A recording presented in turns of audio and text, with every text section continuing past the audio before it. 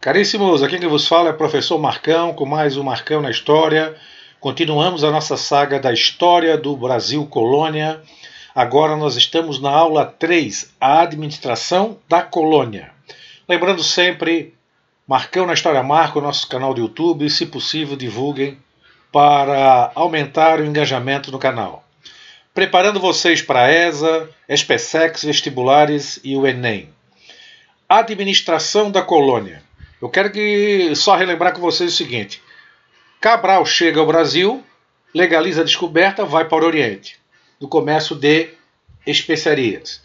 Bom, o que aconteceu? Inicialmente, eles estavam muito preocupados com o comércio de especiarias, o que dá muito dinheiro para os portugueses. E o Brasil ficou legado ao segundo plano. Mas tinha alguma coisa que dava valor aqui, que era o pau-brasil. Então o rei de Portugal resolveu conceder a Fernando de Noronha, um judeu, o direito de explorar o pau-brasil aqui, desde que pagasse tributos ao rei. E assim o fez. Por isso nós temos lá a ilha Fernando de Noronha em homenagem a ele. Ele se tornou cristão, ele era judeu, é o chamado cristão novo.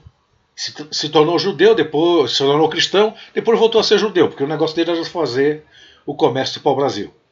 Era uma obsessão dos portugueses com a questão do catolicismo e queria obrigar todos a serem cristãos. Mas acabaram resolvendo e o Fernando de Noronha fez a extração do pau-brasil, que era uma madeira que servia para atingir tecidos, um valor comercial razoável na Europa, e virou um grande negócio. Só que os franceses souberam da notícia, não reconheciam o Tratado de Tordesilhas, nós já falamos sobre o Tratado de Tordesilhas, não reconheciam e resolveram vir para o Brasil, extrair para o Brasil também. E começa o conflito.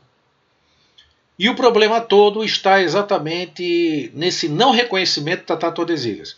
Os franceses vinham para cá, extraíam e não pagavam tributos ao rei, e o rei ficava louco da vida. Mandou para cá 2 expedições, com o mesmo comandante, Cristóvão Jacques, expedições guarda-costas, o nome já diz, uma expedição militar para pegar os franceses.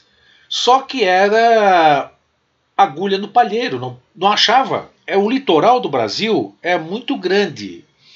As expedições para proteger o litoral brasileiro contra os franceses, que vinham tirar o pau-brasil, era praticamente impossível. Não conseguiam proteger, como eu coloquei aqui. Ao início da colonização, aula 3, parte 2. Então, o que acontece? O rei tinha 2 preocupações. Primeiro, não conseguia conter a invasão dos países que não aceitavam o Tratado de Tordesilhas. França, Inglaterra, Holanda. Não reconhecia o Tratado de Tordesilhas. Que, na verdade, dividiu a América entre Portugal e Espanha. Quem que eles pensam que são para dividir entre eles? Diziam esses países que não concordavam com o tratado. Então, olha só. Primeiro problema. A presença estrangeira no Brasil tinha uma questão jurídica. O ut possidetis. Ut possidetis é um princípio jurídico que dizia o seguinte: direito de posse por uso. Então, se os franceses ficassem aqui, a França poderia, no futuro, requerer o direito de posse por uso. Por isso que eles tinham que vir para cá. Não adianta tirar o pau-brasil, que eu falei para vocês, que era uma economia extrativa, tirava e ia para outro lugar, nômade, não formava um povoamento. Só retirava o pau-brasil e depois ia embora. Não tem povoamento. E os franceses estavam vindo para cá e ficando aqui. Eles ficavam com a comunidade indígena. Casavam com as índias. Isso teve provocou uma preocupação muito grande do rei. A questão do ut possidetis, o direito de posse por uso. E outra coisa, eles não reconheciam o Tratado de Tordesilhas e o Brasil era terra de ninguém, como eu falei para vocês. Terra de ninguém. Então não tem essa. Ou coloniza ou perde. Bom, o Tratado de Tordesilhas é o grande problema, Traçado uma linha imaginária a 370 léguas a oeste das ilhas de Cabo Verde. Olha só, nós temos então o Tratado de Tordesilhas, 330 léguas a oeste das ilhas de Cabo Verde. A oeste da linha imaginária fica para os espanhóis, então toda essa região aqui. Essa aqui é a linha do Tratado de Tordesilhas, que nós já vimos na postagem passada. Estou só relembrando com vocês. E leste ficaria para Portugal. Então aqui, ó, o litoral do Brasil. Mas é uma divisão entre Portugal e Espanha, como se o mundo fosse deles. Então, obviamente, que esses países não aceitaram. E para garantir a posse da terra, só tem um jeito: colonizar, povoar a colônia. O Cristóvão Jacques dizia: não tem como impedir a chegada dos franceses para combater a extração do pau-brasil. O litoral é muito grande, só tem um jeito. Era a colonização, o povoamento da colônia. E assim foi feito. Mandaram para cá Martim Afonso de Souza em 1530. Expedição colonizadora de 1530. Então Martim Afonso de Souza veio com uma missão enorme. Ele veio para cá para colonizar pessoas que fiquem aqui, criar núcleos de povoamento. É essa a ideia dele, a missão dele. O comandante Martim Afonso veio iniciar a colonização. E para iniciar a colonização, ele tinha que desenvolver alguma atividade econômica. O pau-brasil não era algo muito lucrativo. Dava um valor razoável, mas não era aquilo. E já estava arrendado. Já estavam retirando o pau-brasil. O próprio Fernando de Noronha. E os judeus. Então, o que vai fazer agora? Eles resolveram trazer mudas de cana-de-açúcar. O açúcar tinha um alto preço no mercado europeu. Esse valia a pena. Muita grana. Ele trouxe as primeiras mudas, já para criar uma fonte de subsistência para as regiões e ganhar grana. Portugal estava muito interessado nisso.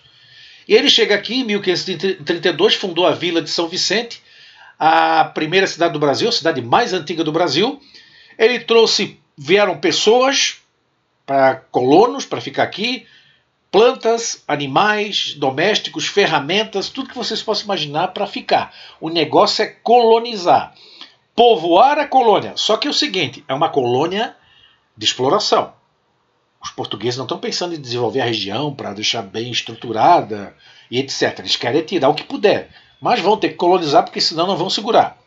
Os outros países estavam de olho. Missão do Martim Afonso de Souza. Então ele tem uma missão: firmar o domínio português no Brasil, garantir a posse da terra, para evitar a história do Uti Possidetis lá. Criar núcleos de povoamento, vilarejos, casas, pessoas morando, estrutura econômica para poder sobreviver. Olha só o tamanho do trem. Era difícil. Combater os franceses. Caso apareçam os franceses, eles vão combater. Mas para eles ficava até mais fácil, porque eles estavam na terra. Estavam nas vilas. Então eles podiam combater os franceses. Explorar o litoral. Portugal sempre estava procurando metais nobres, ouro e prata. Então até o Rio da Prata, até a região do Uruguai, ele navegou, procurando metais nobres, que na época não encontrou. Fundou então o primeiro núcleo de povoamento, a Vila de São Vicente, em 1532. Depois ele fundou Santo André. São Vicente é uma cidade do litoral de São Paulo, vocês sabem. Santo André, São Paulo. Santo Amaro, São Paulo. Não é Santa Amaro lá de Santa Catarina. E Santos.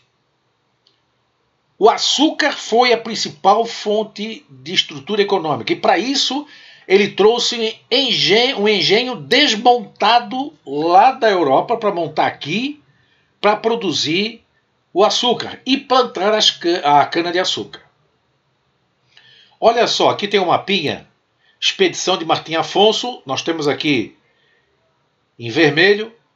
Tudo isso aqui foi a região em que ele explorou. Chegou de Portugal, foi parando em várias regiões do litoral, até escolher um ponto que ele achou muito importante, que era, obviamente, todas as vilas serão de frente ao mar, no litoral, porque era mais próximo, né? São Vicente. Aqui está, então, na cidade de São Paulo, litoral de São Paulo.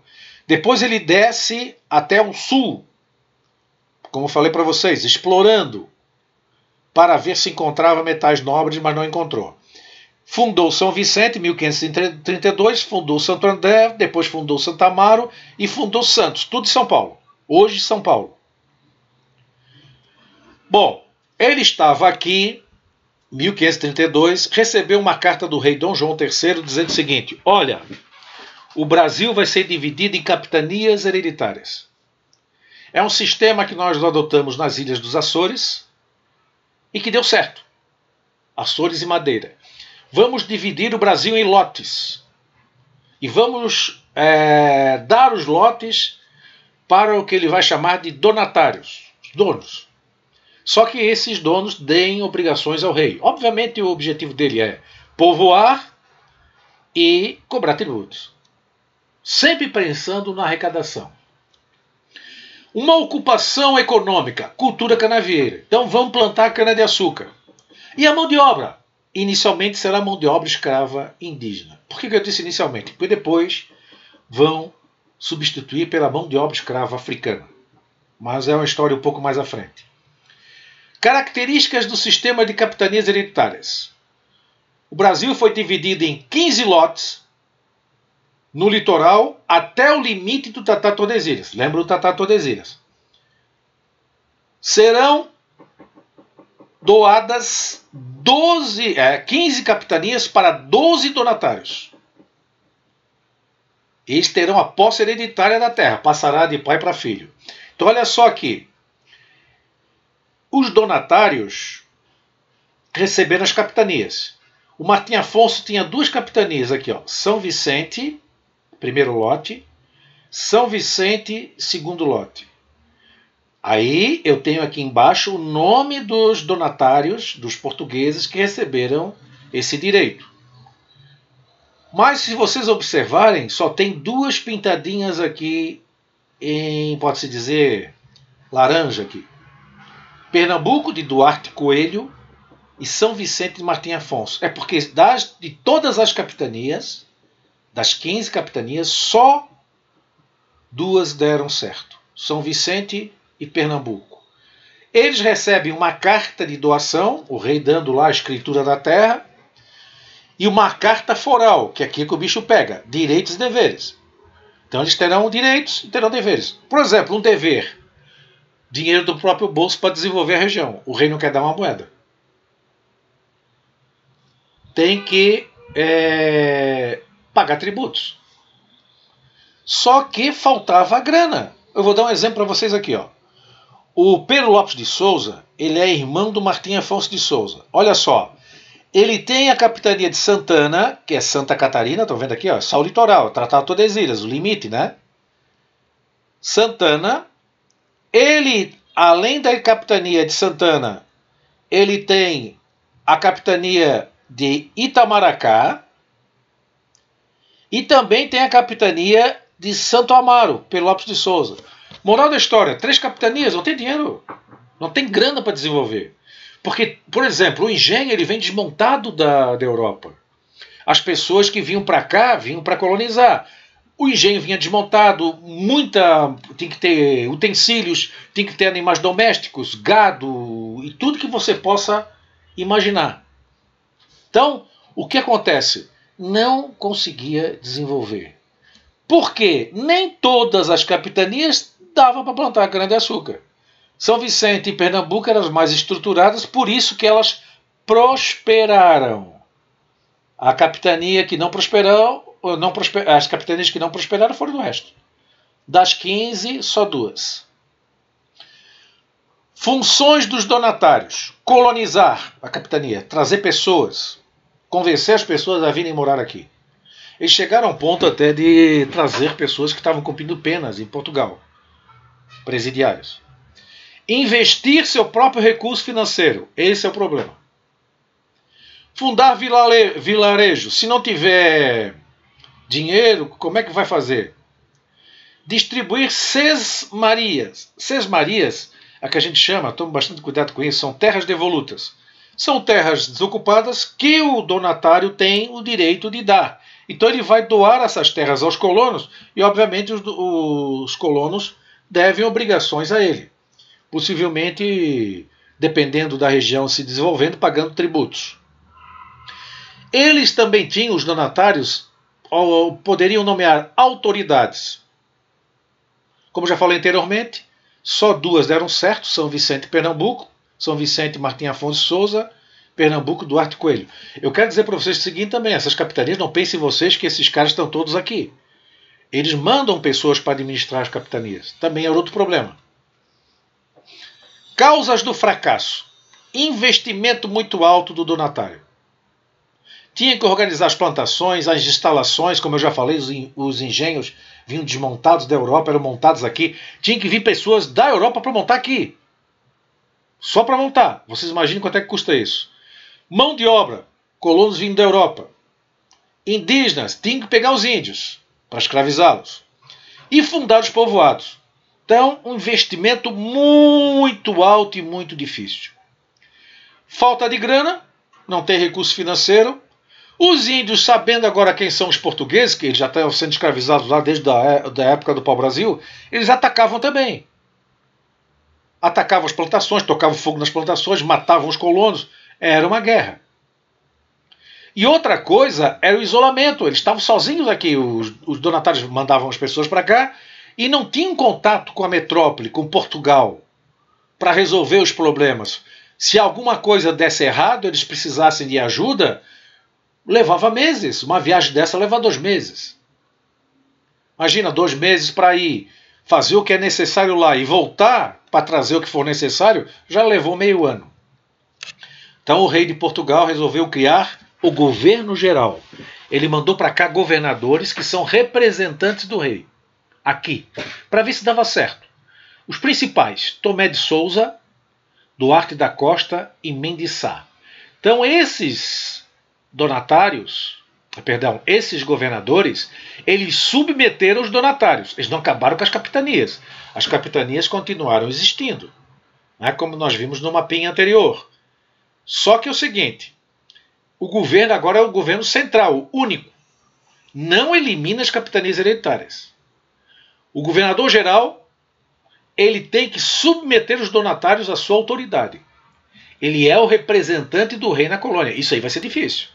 Porque os caras estavam acostumados a tomar decisões sozinhos, e de repente chega um cara dizendo que representa o rei. E representa mesmo. E outra coisa, vai cobrar tributos, vai cobrar obrigações, e os caras não estavam acostumados com isso. Quando chega aqui no Brasil, funda a capital da colônia, que é Salvador. O governo português comprou a capitania da Baía de Todos os Santos, que pertencia ao donatário, ele comprou a capitania, e a partir daí é a capital. Primeira capital do Brasil, Salvador, na capitania Baía de Todos os Santos. Junto vieram também os jesuítas, com o padre Manuel da Nóbrega. O objetivo do padre Manuel da Nóbrega era catequizar os indígenas na fé católica. Bom, aqui nós temos a figura, o Manuel da Nóbrega, o padre na chegada, na praia. E funções do governador geral. Olha só aqui as principais, né? Centralizar o poder na colônia. Ele tem que se impor como governador, que não era fácil. Imagina o litoral inteiro. As viagens eram de barcos, né, pelo litoral. Olha a dificuldade que representava isso. Coordenar a administração, coordenar tudo, para fazer que desse certo. Pô, de 15 capitanias, só 2, algo está errado. Promover o povoamento, trazer pessoas para fazer com que os vilarejos cresçam e se transformem em cidades mais populosas, exatamente para evitar o Utposidentes, para evitar as invasões. Teremos invasões, nós vamos ver mais à frente. Defender o território dos ataques estrangeiros, principalmente franceses e holandeses. Os ingleses também andaram por aqui, mas os ingleses vinham mais na base da pirataria. Procurar ouro e prata, que não encontraram. Incentivar a catequese. Aí os jesuítas vêm para fazer esse trabalho. Fiscalizar o monopólio da coroa. Traduzindo, cobrar tributos do que é produzido aqui. O rei era um fominha. Ele queria dinheiro. Não queria botar uma moeda. Então olha só, recebi o valor de 80% do valor arrecadado com o pau-brasil. O pau-brasil estava lá, tinha uma floresta, eu já falei para vocês na postagem anterior. Pegava o pau-brasil, 80% era para o rei, 20% para os arrendatários, que tiravam para o Brasil. Pesca também, 80% de impostos. 1/5 sobre os metais nobres e pedras preciosas. Quando encontrassem, num primeiro momento não encontraram, auxiliares administrativos. Ele espalhou por todas as capitanias os ouvidores. Os ouvidores, eles eram os juízes. Ouvidor, ouvir e julgar. Provedor, aquele que vai cobrar o tributo. E o capitão é aquele que é o chefe, o capitão é o representante militar com os soldados. Eles vão trazer soldados também. Vão ficar espalhados por todas as capitanias. Justiça, o ouvidor era responsável. Provedor pelos impostos. E o capitão pela defesa, nas questões militares. Mas olha só que eu usei uma expressão aqui, ó. Mor. A palavra mor quer dizer maior. Ouvidor mor é o seguinte: em Salvador vai ficar o juiz principal, que manda em todos os juízes. Vai ficar em Salvador o provedor mor, o que vai fiscalizar todos os provedores, aqueles que vão cobrar os impostos. E o capitão mor vai ficar também em Salvador e vai organizar e fiscalizar todos os capitães que estarão espalhados pelas capitanias com os seus soldados para a defesa militar. Então essa aqui é uma estrutura que tem como base a capitania da Bahia. Eu peguei aqui um cronograma administrativo para vocês entenderem melhor, um organograma. Nós temos aqui o governo geral. Tem o capitão donatário, né? Que é o dono das capitanias. Tem o governador geral. Aqui é o governador geral. Ele tem como auxiliares ouvidor mor, provedor mor, capitão mor. Como eu falei para vocês, esses irão fiscalizar as capitanias hereditárias e reais. Reais é o seguinte, é aquela capitania que está sob domínio do rei, não do donatário. Perceberam? O rei ia lá e pegava a capitania estava abandonada, ele pegava. Ele doou, ele pega. E quem realmente administrava as regiões, os vilarejos que vão virar cidades, serão as câmaras municipais. Seria que são hoje os vereadores das câmaras municipais, né? Então eles seriam pessoas escolhidas responsáveis pela administração da região. Geralmente eram pessoas com poder aquisitivo alto que conseguiam essas funções, ou então com amigos na política. Bom, o sistema não deu certo. 1621, 1642, o Brasil foi dividido em 2 estados, Maranhão e Brasil. Como eu falei para vocês aqui, ó. Maranhão, Brasil. Acabou a capitania. Olha a tentativa deles. Vereadores eleitos que eles chamavam de homens bons. Homens bons porque tinham grana e tinham poder político. Se você fosse pobre, meu filho, você não era um homem bom. Esses caras tinham autonomia para resolver as questões dos vilarejos que viraram cidades. E para evitar o abuso de Portugal. Então, foi dividido em estados. Então, era dividido em capitanias, agora é dividido em estados. Tentando resolver a situação. Em 1642 foi criado o Conselho Ultramarino, lá em Portugal, para resolver todas as questões das colônias, que Portugal tem colônia em tudo quanto é lugar. Na África, lá na China, em tudo quanto é lugar. Então todas as questões eram resolvidas por esse conselho. Então lá uma mesa, sentado vários conselheiros, eles decidem o que vai acontecer além-mar, nas colônias de Portugal. Foi implantado um sistema no Brasil muito centralizado e muito rígido, em que a população não aguentava. E criaram o tal do Pacto Colonial. Quer dizer o seguinte, na colônia só pode comercializar com Portugal, a metrópole, e o Brasil vai se tornar uma colônia de exploração sujeita a todo tipo de dominação do governo português. Eles exploraram tudo o que puderam, sem dó. Todo período colonial é assim. O próprio Dom João VI, ele fala uma fala dele lá, na época que ele veio para o Brasil, que o Brasil era uma vaca leiteira, onde eles tiravam o leite deles para ganhar. Imagina na época descobrir o ouro, diamantes lá na frente. Nós vamos ver mais tarde. Bom, caríssimos, ficamos por aqui. Espero que vocês tenham gostado. Voltamos na próxima aula, na próxima postagem. Abração do Marcão. Não desistam.